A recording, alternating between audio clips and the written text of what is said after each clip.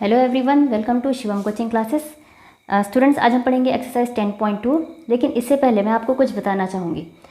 Students, आपके channel Shivam coaching classes ने 10,000 subscribers complete कर लिए हैं। आप सभी को इसके लिए बहुत बहुत बधाई, और आशा करती हूँ कि आप सब मेरे चैनल को लाइक, शेयर एंड सब्सक्राइब करते रहेंगे।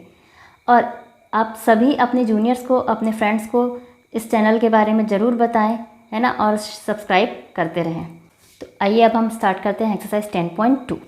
तो 10.2 में फर्स्ट क्वेश्चन है, in the given figure A B is equal to A C and angle A is equal to 60 degree, then the measurement of angle C is. तो देखिए यहाँ पर एक डायग्राम दिया हुआ है, एक ट्राइंगल बना है A B C, angle A is 60 degree and A B और ए सी में देखिए निशान लगा हुआ है डबल कट का, मतलब A B is equal to A C है। ये देखिए, ये आपको डायग्राम दिया हुआ है, एंगल ए को 60 डिग्री है बताया गया है, ए बी और ए सी में देखिए दो कट का निशान लगा हुआ है, मतलब ए बी और ए सी जो है इक्वल लाइंस हैं। ठीक है, तो यहाँ पर आपको पूछा गया है कि एंगल सी की मेजरमेंट क्या होगी। तो देखिए, एंगल सी ए बी के जस्ट अपोजिट में है और ए सी के जस्ट अपोजिट में है एंगल बी। तो जो मेजरमेंट एंगल बी की होगी वही मेजरमेंट एंगल सी की होगी, दोनों ही इक्वल होंगे। जब ए बी और ए सी इक्वल हैं तो इनके अपोजिट के जो एंगल्स हैं वो भी आपस में इक्वल होंगे। तो हम देखते हैं, देखिए एंगल ए 60 डिग्री हमें बता दिया गया है। एक ट्राइंगल का टोटल सम, इंटरनल एंगल्स का टोटल सम कितने डिग्री होता है पता होगा आपको, 180 डिग्री होता है। तो 180 डिग्री में से टोटल 180 डिग्री होता है, इसमें से माइनस कर दीजिए 60 डिग्री, कितना बचा, 120 डिग्री बचा।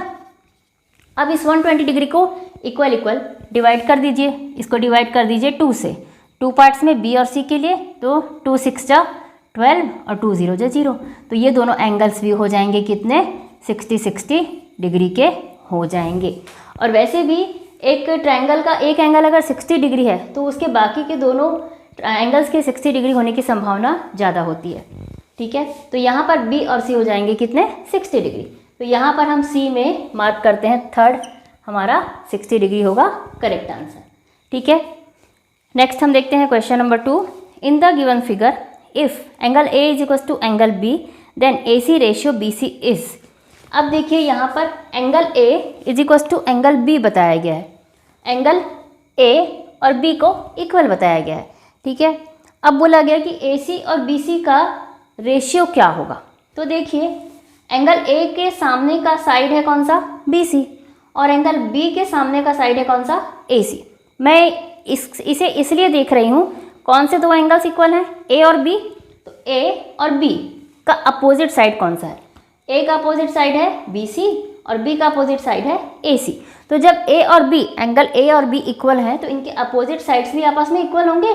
तो ए सी और बी सी दोनों ही इक्वल हैं, तो उनका रेशियो क्या हुआ, 1:1 हुआ। यही हमें पूछा गया है क्वेश्चन नंबर 2 में कि ए सी और बी सी का रेशियो क्या है। तो ए सी और बी सी का रेशियो क्या होगा, 1:1। 1:1 is the correct answer. Is that clear, आप समझ रहे होंगे। थर्ड क्वेश्चन देखिए, in triangle A B C if A B is equal to A C. अब देखिए इस ट्राइंगल, थर्ड क्वेश्चन में ट्राइंगल ए बी सी में से A B is equal to A C है, B is equal to 50 degree, angle B है 50 degree, then find the measurement of angle ए। ठीक है, अब मैंने यहाँ पर डायग्राम तो नहीं दिया है, ट्राइंगल तो नहीं दिया है, तो मैं ट्राइंगल अपने से बना लेती हूँ। यहाँ पर A B is equal to A C बताया गया, तो मैंने ए बी और ए सी को बिल्कुल इक्वल देखिए बना लिया है। दोनों में डबल कट्स दे दिए क्योंकि दोनों इक्वल है बताया गया है ना। और इसके बाद एंगल बी को बताया गया कि 50 डिग्री है। ठीक है, इसमें मैंने लगा दिया 50 डिग्री। अब एंगल ए की मेजरमेंट हमें फाइंड करनी है। ठीक है, अब ये देखिए कि ए बी और ए सी अगर इक्वल हैं तो इनके अपोजिट में एंगल्स कौन कौन से हैं। तो ए बी के अपोजिट में है एंगल सी और ए सी के अपोजिट में है एंगल बी। तो एंगल बी और angle C, angle B is equal to angle C हो जाएंगे। आपको रीज़न समझ में आया होगा, एंगल बी और सी का इक्वल होने का। A B is equal to A C है, तो ए बी के अपोजिट में है एंगल सी और ए सी के अपोजिट में है एंगल बी। ठीक है, इसके जस्ट सामने में है एंगल बी। तो ये हुआ B is equal to C, angle B is equal to angle C. तो एंगल बी और सी दोनों कितने कितने डिग्री हो गए, 50 डिग्री हो गए, क्योंकि बी 50 है तो सी भी हो गया 50 डिग्री। अब तीनों एंगल्स का सम कितने डिग्री होता है, 180। यहाँ पर 50 + 50 कितना हुआ, 100, बचा कितना, 80 डिग्री। तो एंगल ए कितने डिग्री का हो जाएगा, 80 डिग्री का। ये हो गया एंगल ए 80 डिग्री। तो यहाँ पर होगा करेक्ट आंसर 80 डिग्रीज। ओके, देखिए question number 4, in triangle ABC if angle C is equal to angle A and AB is equal to 4 centimetre, AC is equal to 5 centimetre, then BC would B.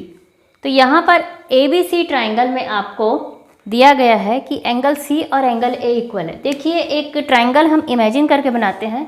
अगर हमने triangle बनाया angle C equal angle A, angle C और A equal है, ठीक है। अब AB कितना है 4 सेंटीमीटर और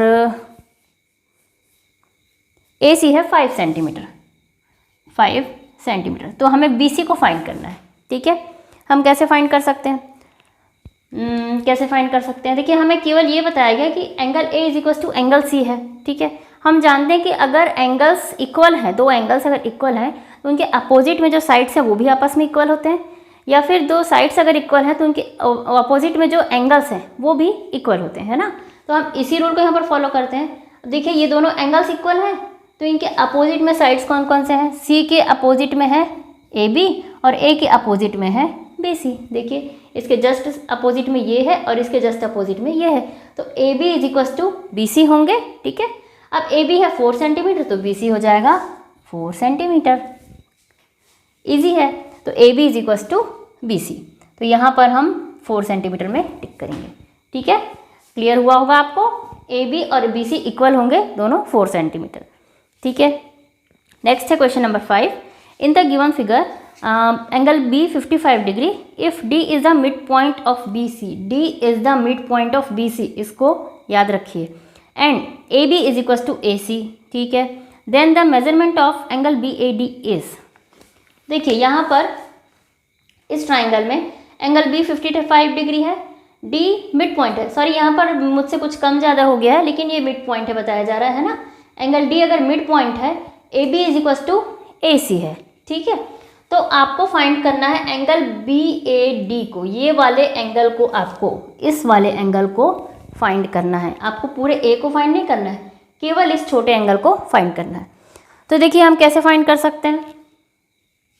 देखिए D अगर मिड पॉइंट है, ठीक है, D मिड पॉइंट है तो BD और CD इक्वल हो जाएंगे। तो ये BD और CD होगा इक्वल, ठीक है, क्योंकि D क्या है मिड पॉइंट है BC का, इसलिए BD और CD इक्वल होगा।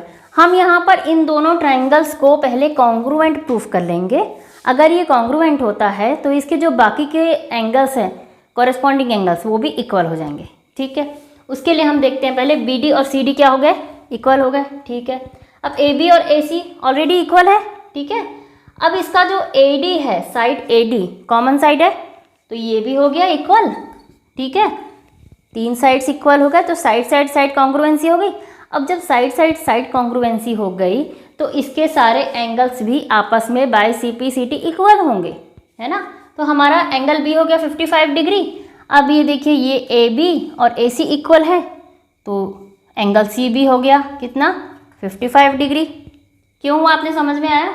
AB और AC इक्वल है, AB के अपोजिट में है C और AC के अपोजिट में है B, तो B और C हो गए इक्वल, ठीक है। अब 55 प्लस 55 कितना हुआ? 55 प्लस 55 डिग्री कितना हुआ? 110 डिग्री, ठीक। 180 डिग्री में से 110 डिग्री को माइनस कीजिए। 180 degree minus 110 degree is equal to 70 degree. तो हमारा एंगल A टोटल हुआ कितने डिग्री का? 70 डिग्री का, ठीक। अब जबकि D जो है मिड पॉइंट है तो वो एंगल A को बराबर भागों में बाइसेक्ट करेगा, एंगल A को दो अलग अलग एंगल्स में बाइसेक्ट करेगा। तो ये जो 70 डिग्री हो जाएगा ये हो जाएगा 35 डिग्री और 35 डिग्री, ये दो एंगल्स 35 डिग्री के बनेंगे। तो हमारा एंगल BAD कितने डिग्री का हो गया? 35 डिग्री का। ये हुआ हमारा 35 डिग्री। आपको समझ में आया होगा। अगर आपको समझ में नहीं आया आप रिवर्स करके सुनिए, मैंने आपको जो समझाया उसे रिवर्स करके सुनिए, आपको ज़रूर समझ में आएगा, ठीक है। हम आगे के क्वेश्चंस को देखते हैं अब नेक्स्ट वीडियोज़ में। Till then bye bye and thank you.